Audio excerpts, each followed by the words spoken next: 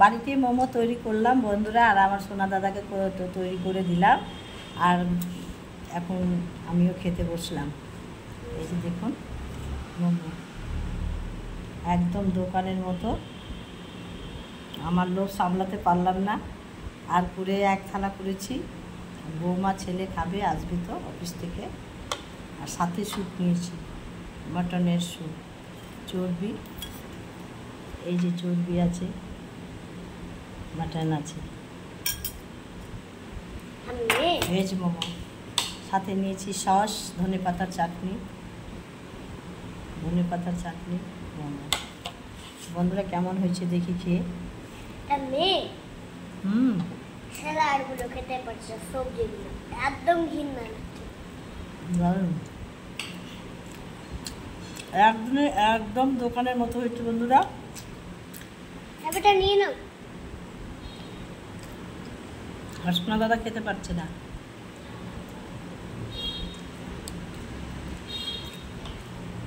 দেখুন বন্ধুরা, বন্ধুরা বন্ধুরা ঠাম্মিকে বলছি অনেকদিন ধরে মোমো বানাতে, কিন্তু করছে না। ঠাম্মি আজকেই করলো, তাহলে ঠাম্মির সাথে আমি ঝগড়াই করবো। ঝগড়া করেছি বলো? ঝগড়া আমি করেছি মোমো খাওয়ার জন্য, মোমো খাওয়ার জন্য। একদম দোকানের মতো হয়েছে বন্ধুরা মোমোটা।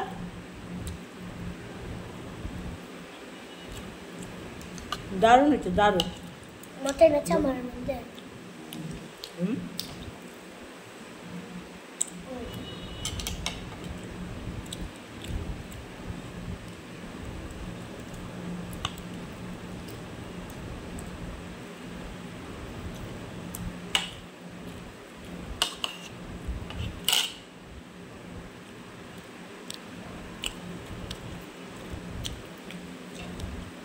আর খেতে পারছে না, এত মোমো খেলো, অনেক, এক প্লেট মোমো খেলো বন্ধুরা আমার সোনা দাদা। দেখুন দেখুন,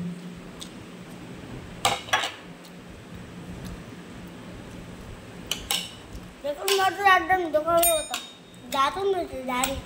এই যে এবার স্যুপটা খেয়ে নেবো। খাওয়া হয়ে গেল আমার, এবার স্যুপটা খাবো। এই যে চর্বি, দেখুন চর্বি। না আমি খাবো না, আমার পেট ভরে গেছে, এবার স্যুপটা খাই। দারুণ হয়েছে। মোমোটা খাও ঠাম্মি।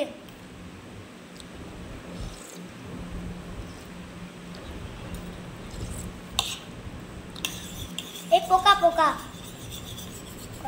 করো না চুটা।